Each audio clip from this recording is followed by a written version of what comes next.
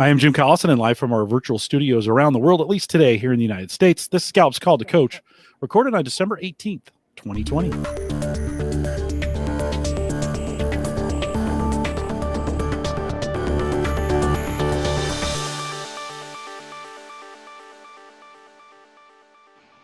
Call to Coach is a resource for those who want to help others discover and use their strengths. We have Gallup experts and independent strengths coaches share tactics, insights, and strategies to help coaches maximize the talent of individuals, teams, and organizations around the world. If you are listening live for the very first time, we'd love to have you join us in our chat room. It doesn't even need to be for the first time, but there's a link right above me there available. Jump in our chat room. It's on YouTube. Just sign in and join us in chat. If you have questions after the fact, you can always send us an email, coaching@gallup.com. Don't forget to subscribe when you're there on YouTube. And if you want to listen to us as a podcast, you can search Gallup Webcasts on any podcast platform and subscribe to us there and get us downloaded. We are excited to have the crew back from an earlier this month. We spent some time, a group that we brought in from the Washington State Department of Health and Social Services. 3 of them we met last time. We have a new guest with us as well. Let me introduce her to you.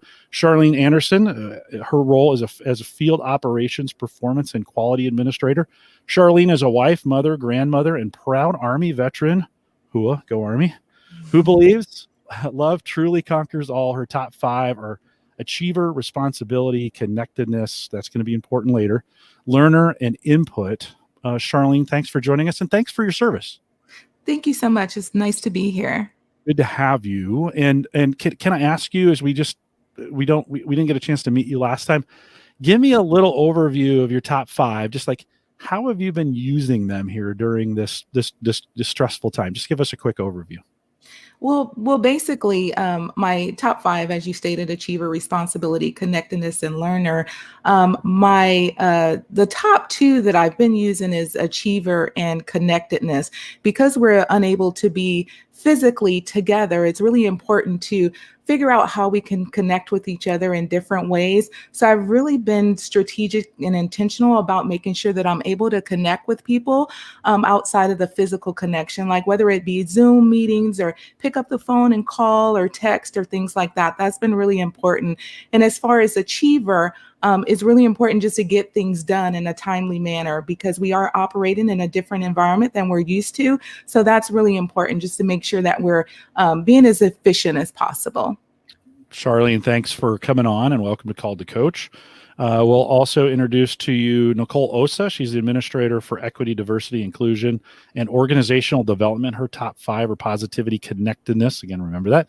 Developer, empathy, and arranger. Nicole, welcome back. Thanks, Jim. It's good to be back. Always good to have you. Ton Tran is also with us. He is the Respect, Equity, Diversity, and Inclusion. Respect is what you call it, right? That's the name of that, or ready. Oh, okay. Let me just tell you what. I'll do my job and just read what's on the paper. How does that sound? Respect, Equity, Diversity, and Inclusion Program Manager. His top 5: relator, strategic, achiever, empathy, and connectedness. I'll try not to vamp anymore. Ton, welcome back to Call to Coach. Glad to be back. Thanks for inviting us back, Jim. Good to have you.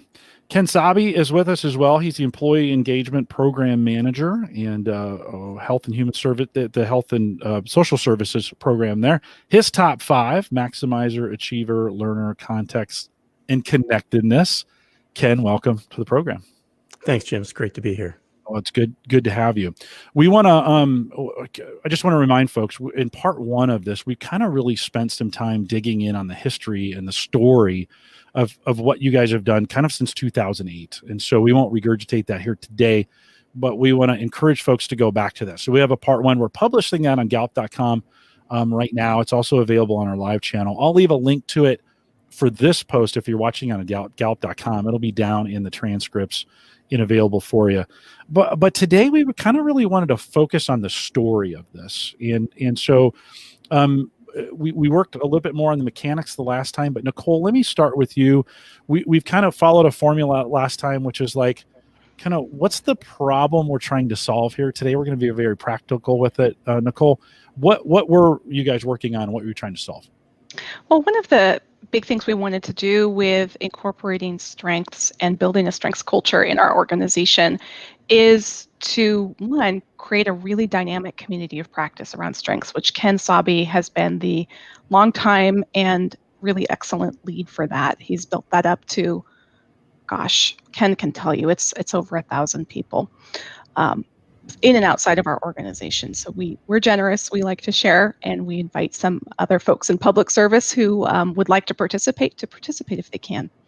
So that effort was really, well, one, being strengths informed and strengths deployed is just makes everything better, right? However, we really also wanted to leverage strengths and the concept of the uniqueness for individuals around their strengths profiles and how they use them, how they combine them, how they leverage them during good times and bad. We wanted to use that to help really build consciousness and awareness around diversity, equity, and inclusion in the workplace, particularly diversity and inclusion in the workplace. Building a common understanding of one way that people are diverse, right? And one way that we can what we can get out of really being inclusive for strengths diversity and thinking about how we are not just aware, but how we are implementing and using and combining and leveraging and getting help from our teammates around areas where they might have a real strong perspective based on their strengths. So that's really what we've been working on for, gosh, forever, it feels like, but really since 2018, or excuse me, 2008. So Ken, you, we kind of alluded to this last time, but didn't spend as much time as I think we wanted to, which is why we're talking a little bit about this today. But for folks listening, joining us for the first time, can you give us a little history of go back and how you got started with these clubs, getting people together, some of the work that you did to get this rolling? Well, when we really got started in 2007, 2008, and started workshops to help people talk about their personalized reports, as well as joining in people that got their top 5 from going to any kind of leadership course, that movement grew. And then I inherited a book club in 2013 that was based on recognition. So I brought in the book, How Full Is Your Bucket by Tom Rath. And from there, I took that forum, which was meeting monthly, and brought in the other group. And if you shared your top 5, I put you on the mailing list. Well, now that mailing list, that Strengths Community of Practice, has grown to over 1,500 people. So what started as a stream has turned into the Mississippi. And it's just carrying its own momentum. But combining that with all of our equity, diversity, inclusion efforts has been a real joy to me. And so what we do each month is we summarize the wonderful Theme Thursdays that you and Micah do and share that information. Now we're progressing into comparing the individual All 34 reports, where the details that we're going to even share today are very specific to the strengths, the DNA of that person. And it really makes me see that what we have in common makes us unique. And can you talk a little bit about your, I know I highlighted the connectedness, but I want to spend a little time. How's your achiever theme fit into this to really make it successful? Well, I look at that definition in the All 34 report. You can thrive, you work hard, and possess a great deal of stamina. You take immense satisfaction being busy and productive, and you succeed by, you love to complete tasks, and your accomplishments fulfill you. You have a strong inner drive, and those definitions are great to start with. But when you dig even deeper, for me personally, it turns into I just diligently love to invent alternative courses of actions. I notice unusual configurations and facts, evidence, data. I can zero in on tasks for hours when I have a certain goal to reach. I have this extra energy that I just can't seem to turn off. And that's how my achiever shows up for me every day. I wake up with that list of things I want to check off. It's great. And Charlene, we want to bring you in and talk from that same lens, achiever. Can you talk, as you think about your role and what you're doing, can you zero in a little bit more on the achiever aspect and how you're using that in your current role? Yeah, absolutely. One of my unique descriptions of achiever, I think about my strengths and how I'm easily able to impart knowledge to others. So how I do that is I spend a great deal of time in preparing appropriate stories and vivid examples and graphic illustrations or any type of useful material to help enliven my training sessions. And then, how I actually use Achiever in my Ready work. We're talking about CliftonStrengths, but people are my strength. And so I always consider my impact that I have on others. And so specifically how I use my Achiever and Ready work is I'm really cognizant and respectful of other people's time, particularly when I'm working in on a group project. So I use my strengths as an achiever to help group members stay focused to get the task done as efficiently as possible, but then also making sure that we have a diverse group of people on that project so that we can have a diverse input and make those solid decisions without having to continually revisit decisions. After a decision has been made and someone says, well, what about this and what about that? And then you have these epiphanies. Well, I use my Achiever to make sure that from the very beginning, we have that diverse input and we don't have to continue to revisit. Charlene, you're an Army veteran. I'll say it again, go Army. What? Like I am as well. How do you think, 10 years of active duty and some time in the reserves, how do you think you used that Achiever? How did that, because you probably didn't even know what it was in that day, but looking back, how did you use Achiever in that role there for success?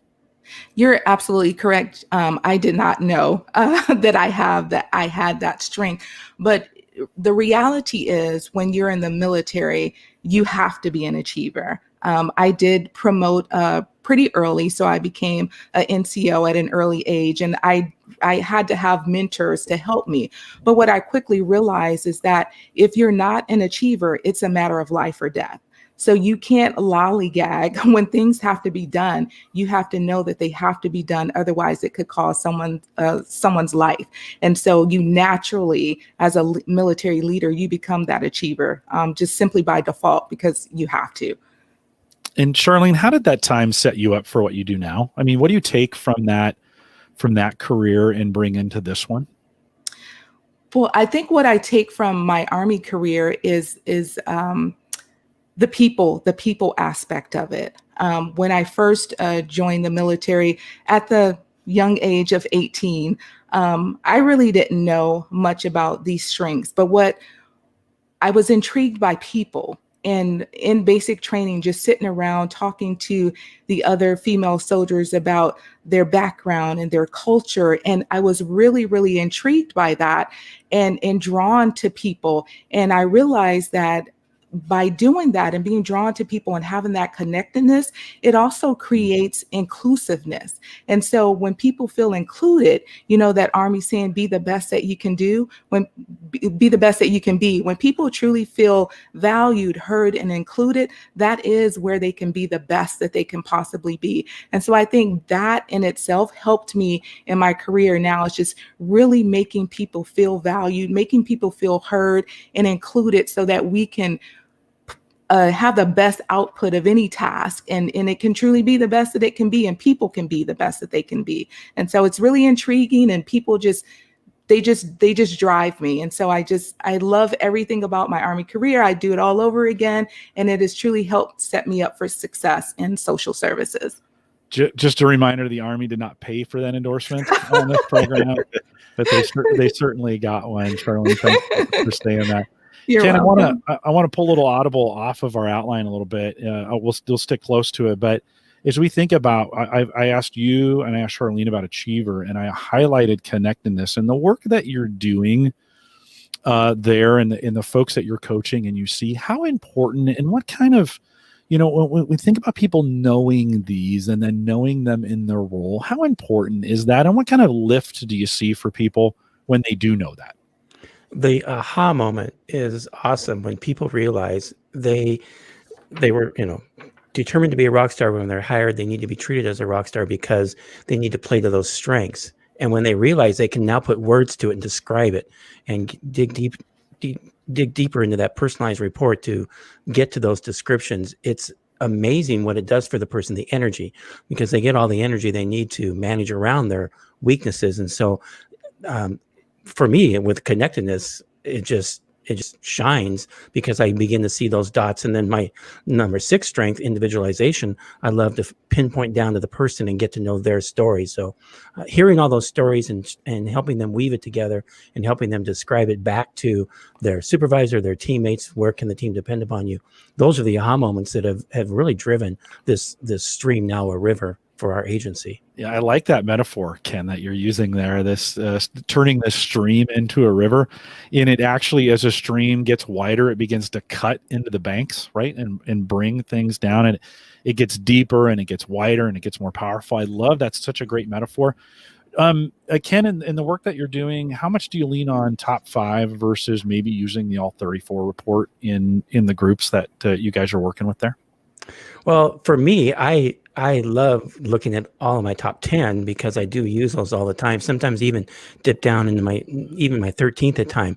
But I also go to the bottom of the report because my number 34 is empathy, which is my wife's number 1. And so together with her restorative and comparing it with my maximizer and my need for empathy, it's just become a perfect match. And I use that as an example in the workshops that opposites do attract. And so I explain how that report affects me from top to bottom, but I help people to understand, focusing on the top 10. I lean into those all the time. Yeah, no, I think a really important, sometimes we read that report one time and then we don't get back to it. I don't get the sense that you let that happen there, kind of in your organization. Ton, you're shaking your head as you think about your top 5. And you think in there, what really stands out to you? I'm going to ask you about achiever because that's kind of the theme we're going through here. But from your report, what else stands out to you? Having a strength guru like Ken on our team, we're not allowed to forget. And so it's become embedded into our DNA. I'm just going to piggyback on the theme of achiever because that's actually my top 3 strength. And one thing that we found interesting when Ken would provide us these team reports that shows and analyzes all of our team strengths all the way down, is a lot of our team members have achiever in the top 5. However, when you actually read the CliftonStrengths report, the descriptions for achiever for each of us are actually quite different. And I'm assuming that's based on factors of our overall strengths. And so I just want to take a moment to read you what my report says about achiever, because only I have this on our team, and the achiever for everyone that's on our team is unique to them. It said, by nature, I am an enterprising person. I effortlessly launch new ventures. Chances are I normally strive to do things right. Taking shortcuts strikes me as unprincipled, thoughtless, and careless, and instinctively, I exhibit a strong work ethic. Work probably gives my life a sense of purpose that it would otherwise not.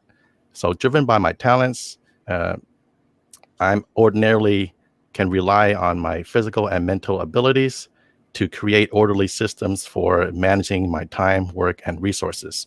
So when I read that, those that know me, that is actually pretty spot on in the report. And it's like you're getting at your fortune being told or your palm being read or tarot cards, but this is on steroids, right? And it's more intentional. It is a lot more accurate. And it's detailed, and it's based on that strength assessment of a series of questions that I answered. I found it not only interesting, but very empowering in the work that we do on our team. Ton, I'm paid to say it's also based on science. So we want to say that as well. Not that the others aren't, but they're not. Ton, I want to ask you, what does flow look like for you? We use this idea. So when your achiever is in flow, like when you're really having a lot of success, what does that look like? You read the words, but what does it look like in you when you're in flow? When I'm in flow, it becomes automatic. It's something that it comes intrinsically. You don't have to convince yourself to do it, right? And so how I apply it to the work I do when we bring ready culture in our organization, for me, it's the thought that, hey, you know what? Any problem or issue that I encounter, I'm focused on the solution. I don't need to be asked. And so I don't wait for someone else to come up with a product or a system. I'm going to put that on my shoulders and I'm going to create it if I feel that there's something that is lacking that would benefit my work or something that would benefit the organization. And so this is key because my boss, Nicole, she also is aware of my top 10 strengths as well. And so we have that open, constant communication when I notice that there's either gaps or issues that I found in the work that I'm doing. And that's how we are able to strengthen our infrastructure by solidifying our community of practice or just creating new products that and bringing them to life that would benefit the organization. So it's all intrinsic. How do you know when you're out of flow, when it's not working? And what do you do to pop it back in? When I know that I need help, it's easy for me to ask for it because all of our team members know what our top 10 strengths are. And so, for example, we know on our team that Ken's number one strength, for example, is maximizer. So when I'm creating a work product or a system, we actually bring it to the table and we actually use it as a time to get input and say, hey, I'm stuck here. We actually have team huddles on a weekly basis to do exactly that. What are you stuck on this week? What do you need help with? And so leveraging that team and allowing others to input their strengths allows me to be able to get out of those stucks, if that makes sense. Yeah, no, it's such a great, the realization that there's those around you that have things you need, I think in the team context is super important. Speaking of teams, Nicole, you must have a high achiever too, right? I mean, you're with all these achievers. Is that where's achiever fit in for you? So I will start by saying I am so lucky, and Ken's chuckling because he knows me really well. I am so lucky because achiever is pretty far down on my strengths report. And when I look at my strengths report, I think that's accurate. That is absolutely accurate. I am a relationship and ideas person. That's really my two pillars in my top 10 report. It is a relationship thing, almost exclusively. Not exclusively, but almost. And my execution, arranger is really the top strength that I have for the execution category. So I'm so lucky because I have a team full of folks who are pretty high with achiever. So I have a team of doers. I have a team of people who want to get stuff done. And because relationship is so high for me, I don't want to annoy them by just actually doing only touchy-feely and let's think it through to the nth degree. So I know I can lean on them. I can point the folks on my team in a direction and they'll do it. They'll get it done. That huddle that Ton mentioned, we use that huddle time intentionally also to share our to-do lists because I know the people on my team they want to talk about what they're doing. Mm-hmm. They want to share, this is what I got going on. And they want to tap each other to help them get things done quickly and efficiently. So it's a great time for us to tap each other on the shoulder and say, I need a little help, or I could use someone to think this through, or I need to pass off something that's on my plate that's stayed there too long. Nicole, let me ask you that same question about flow. What does that look like for you? Like when you're having your best day, what's that look like for you? Oh, flow, my best day when I'm really deeply in flow, I am engaging with in the relationships that I have in my work really highly. I am usually having conversations remotely right now with a number of different people. And in those conversations, we're talking about how they're doing. We're talking about making decisions about what supports they need to do their best. And we are making, we're knitting together our connection even further, right? Yeah. So the other thing that's happening for me when I'm in flow is I'm really looking at the thread of connection between various aspects of our work and various aspects of what we're trying to get done in our organization, things I care about, things my team cares about, things our customers and communities care about. So those are, my flow state includes lots of times with that. If I'm out of flow, I'll talk about that for a second. I know I'm out of flow when I am rushing through relationships, when I'm not responding to an email saying, reaching out to me. I know I'm out of flow when that's happening. It doesn't feel good to me. Usually it doesn't happen unless I'm in some sort of high stress state that's kind of got me a little bit wound tight. What do you find sometimes, Nicole, that you're knowing what your team has and knowing there's this achiever connectedness theme that rolls through it? Do you find yourself changing your management style sometimes to make sure you're meeting that need that they have? And I do. Talk a little bit about that. Yeah, I do. And, Ken, not to pick on you, Ken, but I'll talk about this moment that Ken and I had early on in working together. As a manager, part of your job is to be really clear with direction, right? To say, this is what we're doing next, this is what's coming up next, and this is what's needed. And I have this futuristics pretty high on my strengths report too. And I'm a pretty big, broad thinker. I'm really comfy with theoretical concepts and big ideas. And I kind of love to stay there maybe longer than I should sometimes. Right? I understand. You and I are wired a little bit the same way. So Yep, exactly. So, I still have this great memory of a conversation with Ken where he had come to me and, really asking a pretty concrete question. Hey, boss, here's the thing that is happening. What do you need me to do?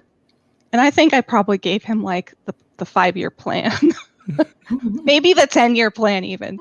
And he was so lovely, patient, kind of nodding like he does, like, okay, there she goes. Probably thinking, oh, this is her futuristic thing going up. This is what's going on. And then when I ended my whatever I was talking about, he said, oh, that's great. What do you need me to do today?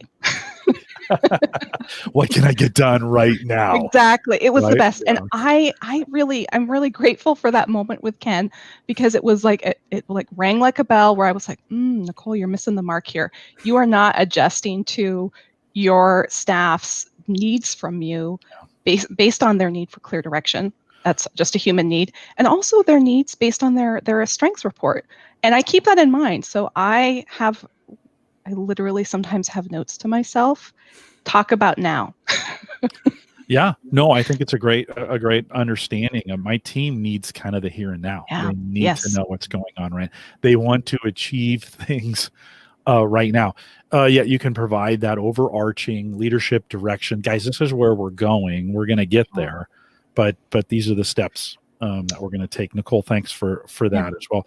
Ken, I want to ask you, I alluded to this earlier, and I want to ask about connectedness. Why don't you give us a quick overview for maybe somebody's jumped in here and they're like, connectedness, what does that mean? So can you give us a little, when we think about that CliftonStrengths theme of connectedness, give us a little overview of it. Yeah, and I challenge anybody to go back to any of the Theme Thursday webcast to get a deeper understanding. But what I'm going to share with you right now comes right from the All 34 report. With connectedness, you can thrive because you have faith in the links among all things. You believe there are few coincidences and that almost every event has a meaning. And you become successful with connectedness because you build bridges between people and groups.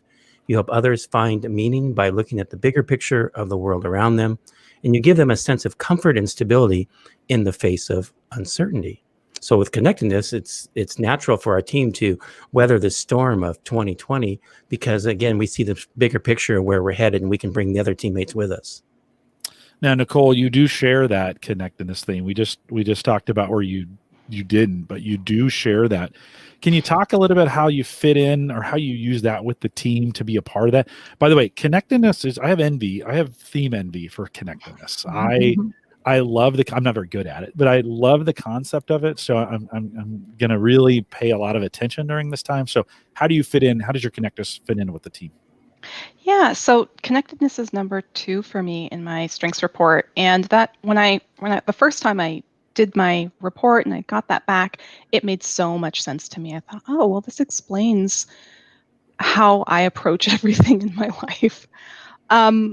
Just some background on myself, some personal history. I'm a first-generation U.S. born. My mother's a refugee immigrant, and I have family members, relatives that live on 4 continents in at least 10 different countries.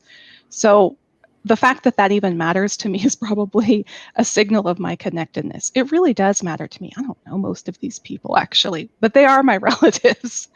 And I think about that sometimes. I think about how I am, through even just familial connection, connected to people around the globe who are living their life, doing their thing.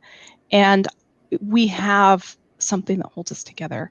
Within my work and within my team, it's, folks will often hear me use phrases like the thread that connects it. Use metaphors like, we have a weaving, and what's the, when you weave, there's a warp and a weft, and that connects and holds everything together and makes it possible to have a piece of cloth. People might hear me talk about a metaphor like, the chains that link us together. And I literally picture those things when I think about all aspects of my work. When I was creating my team, I had really a career highlight, something that, not everyone gets to experience. When I came into this position, I was able to create positions, and I was able to really dream up how this team would function. And my foundation for that was that we are cross-functional and collaborative. That is how we work. Everyone has a lead and a point for a piece of work or a particular focus. However, that person, each person on the team is expected to deeply connect to each other person on the team and tap that person's strengths, knowledge, abilities, experience to make what they do better.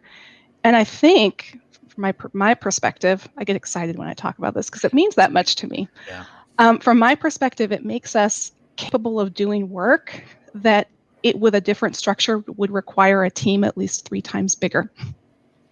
But we work really well in that way. And it probably helps that there's such a strong theme of connectedness amongst the other team members that my dream actually is working out pretty good. Yeah, I think it's probably doing pretty well. We're going to hear from those team members. Charlene, let's start with you as we think about your connectedness. Where does it fit? Maybe any unique insight from the report as well, and then how does it fit into your role in what you're doing there? Yeah, absolutely, Jim. So connectedness is number 3 actually on my report. And I'll just read something that is unique to me from that report. It says, I sometimes sense a special bond with certain individuals, regardless of whether I have met them. Time or distance does not prevent me from feeling close linked to specific people or the lives that they lead. And so how I use this in my work is I truly believe that we don't work in isolation. Everything that we say, everything that we do has an impact or an influence on others. And so, as aforementioned, people are my strength. So I really love working on group projects and I love to collaborate.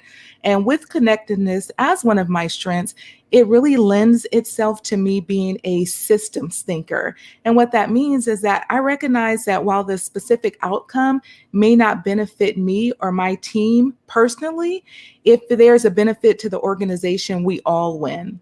And so with this mindset, it allows me to be open to varying perspectives and make others feel included, valued, and heard. And once again, I truly believe that people are their best when they are included, valued, and heard. Right now, I am a co-lead of one of our big changes in the organization called Transforming Case Management. And that change is that we will actually partner with our customers, not really telling them what they need to do to be self-sufficient, but partner with them and help them gain self-sufficiency on their own. And so that in itself really lends itself to the connectedness, just the partnering with other people and just being able to help them gain self-sufficiency with that partnership. Charlene, I didn't ask you this earlier, but how do you know you're in flow? What does flow look like for you in your role? Well, actually, for me, it's a physical feeling that I get. I know that I'm in flow when I'm just, I'm happy. I'm just feeling good. It's something that I can't really explain. It is a physical. I feel just rejuvenated when I'm in flow. And when I'm not in flow, I kind of feel like a little lethargic, like I don't have as much energy. And so what I do is I kind of step back and just take some time to kind of meditate so I can figure out what's going on. And then I just jump right back into it. So for me, it's more of a physical feeling that I have when I'm not in flow. Yeah, no, I love the way you explain that as thinking it being physical, because I think sometimes we think of it, I don't think we think of it that way. And you kind of, it's this moment. I ran for a lot of years. I was a runner. Not really. They called me square wheels growing up. So that, if that gives you any indication, it was not very fast. But every once in a while I'd be on a run where it just felt good. Like physically. And I'm assuming that that's when you're talking about that physical feeling that you get. There's a moment where you're like, man, this just feels good. Is that right? Yes, absolutely. That's exactly right.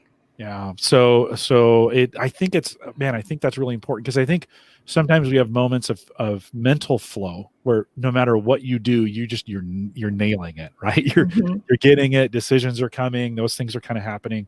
Ton, let me throw this over to you as we think about this too. How does your connectedness play in on this, and maybe an insight from your report if you've got one? Yeah. So although connectedness lands as my top 5, I leverage it every day in my personal and professional life. So I did pick out this small excerpt of what the report read about connectedness for me. And it says that chances are good that you often are the one who helps people understand how they are linked across time, distance, race, ethnicity, religion, economic levels, languages, or cultures. And you make it possible for individuals to work together. You aim to break down barriers that separate them. Now, when I first read this, I had to do a double take, because I was looking outside of my house, out of the windows. I was looking to see if there's any Gallup drones or spies, making sure if there's like any CliftonStrengths spies spying on me, because that is exactly how I live my life. And so it was amazing to see how A, I can acknowledge it, and B, apply it to my work. So a great example, and this is an opportunity for me to actually edify Charlene, because a great example of leveraging connectedness was actually my collaboration with her recently and ongoing. So I know that Charlene's connectedness strength is her top 3. And this is evident in our working relationship. We always have fun banter together. And it's just a great experience working alongside with her as a teammate. And so we actually combined our strengths together to create a new pilot product. So everyone knows around March when COVID hit, and a majority of our workforce, they were sent home to work remotely. Well, Charlene and I, we instinctively knew that this is going to have a huge mental impact on our workforce because they were facing increased workloads, demands, stress levels, uncertainties in their life. Nicole mentioned a furlough that we went through as an organization, and just being able to go through that mentally while actually being in isolated environments. And so we had this brainchild of creating a new series of podcasts that were not attempted before in the organization. We called them Stay Ready Podcasts for our ambassador community of practice. And so we realized that this was a time where everyone's physically apart, and this new normal that was transitioning us from physical to a virtual workplace environment, that has a mental toll on it. So what we did, we create these series of podcasts to increase how we communicated with each other and our staff. We bring in that human element that was needed based on connectedness. It was a new audio medium that we didn't try before. We would include positive stories, staff kudos, fun activities, even funny dad jokes that Charlene and I would include, including client testimonials and leadership messages that really helped bring together the work that our organization was doing when a lot of us were feeling disconnected at that time. And so that was a time that was really highlighted in our work. And even though it started off as a response to COVID in March, it was amazing to see that when June came around and the murder of George Floyd took place, Charlene and I, we used that platform during our podcast to just share from the heart, because we knew that a lot of our Black colleagues and the Black community was in pain at that time, and just simply acknowledging how we were feeling in the moment. We got a lot of positive feedback, and that actually became, to this day, our number 1 listened to podcast in the organization. That's something I'm really proud of. That's great. Charlene, I want to bounce it to you really quick. Anything you learned from that podcast, that time, that work time there? But I mean, you're speaking to my heart by using that medium for communication, but anything you learned out of that?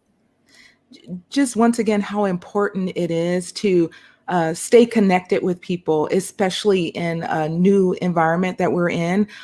We have to unfortunately be physically distanced, but no matter what, whether we're physically distanced or not, we can commit to staying socially connected with people and making sure that when things happen, we think about how not only how it impacts us, but how it's impacting other people, and then leverage our work around that, and just knowing that what we do will forever have an impact on other people. So podcasts now for me are one of my number one mediums for communication, because I just believe in them. And just, people may not have the time to sit and read, but they can listen and things resonate with them when it's verbal. Charlene, what kind of feedback did you get from listeners on that? They loved it. They loved the new medium. They loved the fact that, they could listen to the podcast if they had time. They could save it. They could rewind to hear, wait, how did she say that? So it's that kind of feedback that we received. And they just really love having different mediums for communication. We always say in change management that you should communicate 7 times, 7 different ways. So this just provided another medium for communication, and staff really appreciate that, because sometimes, emails get boring, or, other things, memos, but this is just another medium that they can enjoy. Do you call yourself, this is the trick, do you call yourself a podcaster then? When people ask you, do you say I'm a podcaster? I do not. Oh, you just broke my heart. You just broke my heart. It's okay. I'll forgive you on that one. Thank you. Ken, I want to throw it back to you on connectedness. How does that play? You've got that pesky maximizer at number 1, and so I'm sure that plays in that. And yet you've got this overarching role in a lot of ways to kind of bring everybody together. Talk a little bit about how that fits in for you. The maximizer always gives me that lens of excellence. What does the best look like? What are the best doing? Why can't we do what they're doing? And that's always driven me, even in relationships. There's got to be somebody who has said the right thing in this circumstance to make things better. What did they say? How did they do it? And that connectedness starts to weave back into that, because it causes me to know that I'm linked to other members of the human family. And when I say human family, I mean, if you're human, you're family to me. That's connectedness. And knowing that I'm not alone in the sufferings and joys that I go through because others are experiencing that, it strengthens me and strengthens my relationships with them, and helps me to build bonds to unite different people that have opposing agendas. And then I do that by connecting with them, by getting to know their individualness, and then showing that mutual and common purpose that people have. And that flow happens so easily with me when those relationships are happening, because again, connectedness being 5 and individualization being 6, they tend to work side by side in how I work with people. And I do best one-on-one, building those relationships, and then networking, building those bridges between people. Ken, I'm going to ask Nicole in a second about the future, but I want to throw this to you as a fellow maximizer. What could you guys be doing better? I mean, as you think about it's all this great stuff that you're sharing, but what are your hopes as you think about the future? What are some things right off the bat you think? And you've got friends listening, so be careful on this, Ken. Just be careful. What could you be doing better? And what do you hope for that could be better? Well, I mentioned the stream to a river, but I want to turn the river into an ocean. Yeah. And really broaden those conversations to where people feel safe to speak up about what makes them special and unique. Everybody has something to bring to the table and to the team. You can learn from everybody. And that happens when you start having those conversations. I think CliftonStrengths is a great tool to jumpstart those conversations, to get to know people deeper and better, and help people understand the values they chose as very, very young, as developing these information highways and these behaviors of things we like to do it a certain way. And so having those conversations more and more, here's where you can depend upon me the most, and over here I can do it, but I might need some help. Talking about strengths and weaknesses is just where we need to go.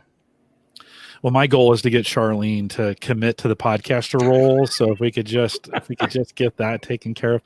Nicole, I want to ask you a little bit about the future. Ken paints a little picture of it in his hopes and dreams and desires going forward. As you think about what lies ahead, give me a little bit of futuristic on this. Give me a little bit about your hopes and dreams and where things are going. All right, you got an hour and Well, a half. I'm kidding.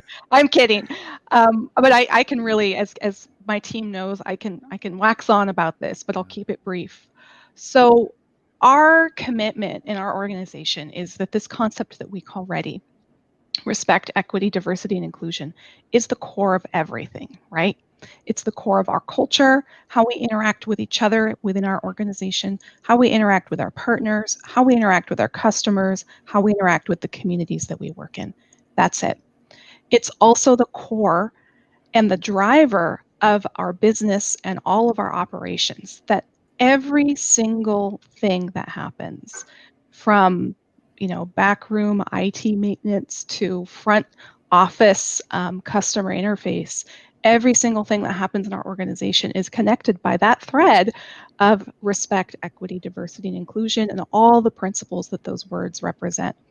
So the future for our organization is that is not only evidenced, it already is evidenced today, but that it's evidenced even more, and that every single person knows it, that there's no one who's confused about that.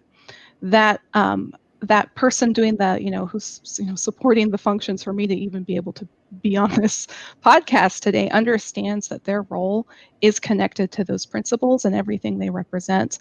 And as much as the person who's taking an application for someone who was who lost their job because of COVID and needs some social services supports. That's the future, is that we're super clear on that across, up, down, sideways, everywhere in our organization. And that connection thread is not just strong, but really well understood. Yeah, that's where we're going. I want to try something new with you guys. We'll bring us all back together for a second. As we think about 2021, all of you, so this is everybody's involved game, and you think about 2 or 3 words of hope, right? We know from our work of needs of followers that they need hope, right? And your followers are often the folks that you're helping. Let's just be honest. You're leaders, and you're helping them, and you're giving them hope. If you were to offer a single word or 2 words, or maybe even 3 words of hope, as we think about 2021, what kind of descriptive words would you use? And I won't call on you. Just as you think about these, what kind of words stand out for 2021? What kind of words of hope? What would you give?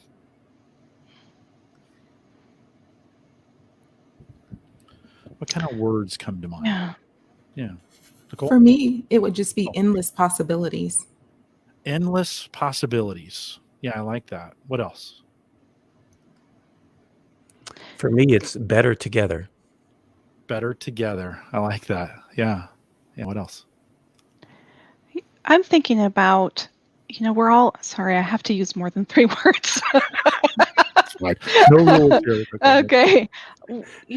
We're all experiencing an adaptation to change that we had no choice in adapting to. It wasn't a change. COVID has brought us changes that no one would have chosen. We couldn't have anticipated. And if we were picking from changes to take part in, we would have said no, thank you, very strongly. So my words would be, we can adapt to really difficult change and actually come out better than we were before. I think within many organizations and communities, we're seeing some glimmers of that. We're still in the middle of the storm, right? But I think we are seeing some glimmers of that. We're seeing more awareness and commitment to equity in our communities. And that's one thing that I see as a positive effect of adapting to a very difficult change. Ton, how about you? Words? I would say resilience, because hope is giving someone something to look forward to in the future. And so resilience really is understanding that anything worth fighting for isn't going to come easy. And this work, especially ready work, is ongoing. It's taken place for centuries before me. I'm just taking that baton, and it's going to continue when I'm done. And so understand that we're in this together. And if we can look at each other and understand that we are all connected in one way, one form or another, that's something to look forward to, and just be resilient, and we'll do it together. I think you guys cheated at the end there and used more words than I asked for, but I think that's great. Ken, Charlene, at least you guys follow the rules. I don't know what else. We have goes high on. responsibility. I think so. Chat room, I'll throw that out to you as we kind of wrap this as well. By the way, if you're watching the recorded version on YouTube, the chat room's available for you. It's there if you want to follow along. But chat room, let me ask you in the final moments we have left, what are the words you would give? I heard adapt. Like that is a we are still in a state of adapting. And to be honest, whether there's a pandemic or not, we're constantly dealing with change, right? Just some is more stressful than others, and I think we've learned a lot. 2020 has burned away a lot of things, and we've gotten very raw, and I think that's good in how we deal with. There's a couple questions from the chat room I want to throw. Nicole, first one is for you from Donna from earlier in the program.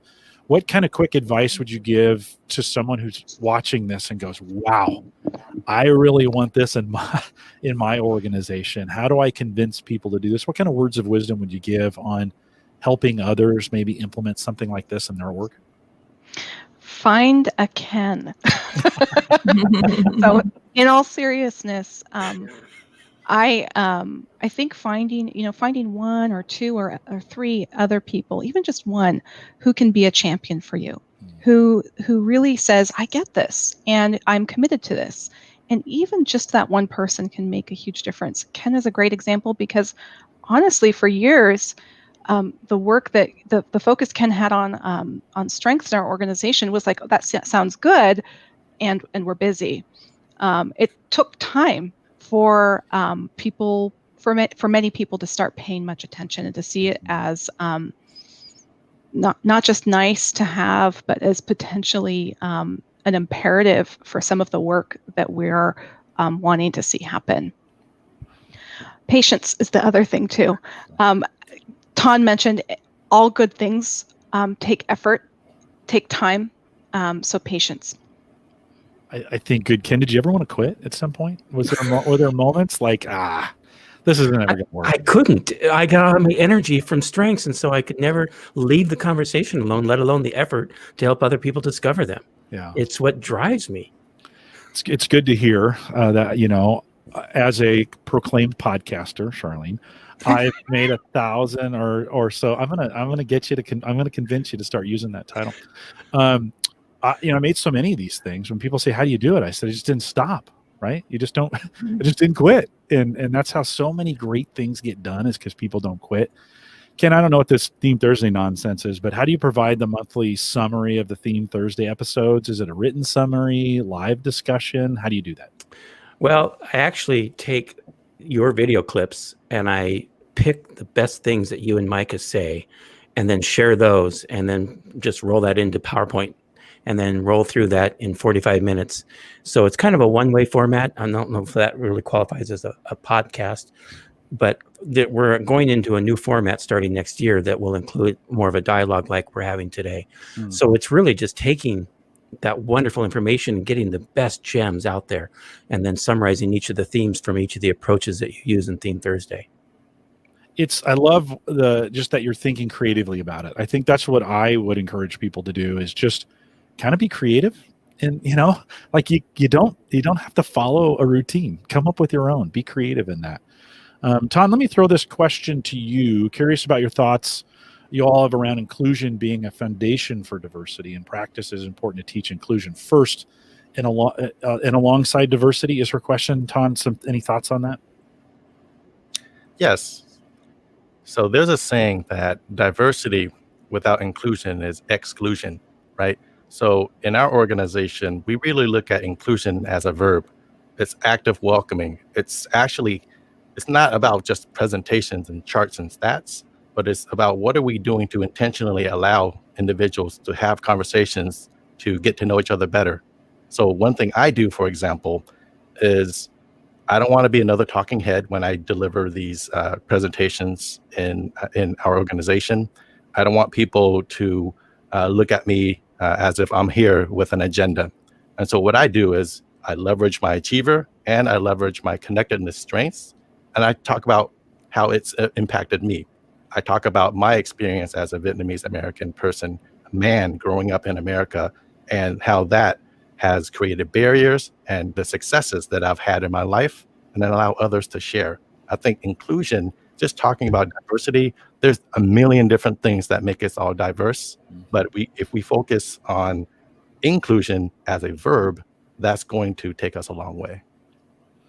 Charlene, let me ask you this question. Sonny asked this one. He says, how do you deal with people who resist diversity and don't feel, understand, or make an effort with inclusion because of their own belief systems? Can you talk about that a little bit? Yeah, absolutely. So I believe the way that you successfully deal with that is just to meet people where they are. Because diversity and inclusion, it's really a complex idea, and it's not so easily grasped, even for a person of color like myself. The diversity and inclusion and the whole EDI concept, it can be very complex. So I believe if you just kind of meet people where they are and continue to share the information and just let them join the party when they feel like they're ready to join the party. And another thing that I think is important is that most people understand business and the bottom line. So when you can show how EDI and those concepts, how they apply to the business, then people all of a sudden have these epiphanies like, oh, okay, so that's how that works. And that's another way that you can get people to understand and help them to kind of lean in with the whole EDI concepts. But I really believe that you do have to first and foremost meet people where they are. These are not things that you can shove down people's throat. Just share with them and share the benefits, and hopefully they'll come along. That's such great advice. Nicole, I'm going to give you the last word on this as we kind of wrap it up. Anything is, and by the way, thank to all of you for spending these 2 hours with the community. I will say, if you're listening to this and you've got a great story that you'd like us to tell like this, reach out to me, Jim_Collison at Gallup.com and COLLISON. And we'd love to maybe highlight you on Called to Coach as well. Nicole, any final thoughts just as we kind of wrap this today? Sure. Thank you for that, Jim. One of the things I've been thinking about as I listen to my team speak here is, again, I'm a really fortunate person. I have people who on my team whose strengths really are very relevant to the work they do. And we know that because we have spent time with it. So it just, to me, I'm just listening and almost learning again. I feel like how important it is to get to know that part of the folks you're working with, what their strengths are, and become aware of it, and think about how to deploy that and be creative in how you can deploy that. I think that's with that, I think we'll wrap it. Ken, Ton, Charlene, the podcaster, thank you for being, I'm never going to let that go, by the way. Thank you guys for being a part of this today. You guys hang tight for me 1 second, and let me thank the audience as we go. Just a couple reminders. One, take advantage of all the resources we have available now in Gallup Access. So head out to gallup.com/CliftonStrengths, log in there. We talked about the 34 report. If you only have top 5, you can unlock that and upgrade to 34. Ken, I'd love to help you do that as well. That's kind of his passion. So head out to gallup.com/CliftonStrengths. If you have any questions about anything, or you send us an email, coaching@gallup.com. Stay up to date on all our webcasts over on Eventbrite. Go to gallup.eventbrite.com. Don't forget, we got the 2021 Gallup at Work Summit that's coming up June 8th and 9th. GallupAtWork.com will get you there as well. We're on all the social platforms, and you can find us just by searching Clifton Strengths. I want to thank everybody for coming out today, guys. We had about 80 at some point. That's a really good number for a live program. So you guys maybe should think about taking this on the road. You have a podcaster over here. She can probably take care of you on that. We want to thank you for joining us today. With that, we'll say goodbye, everybody.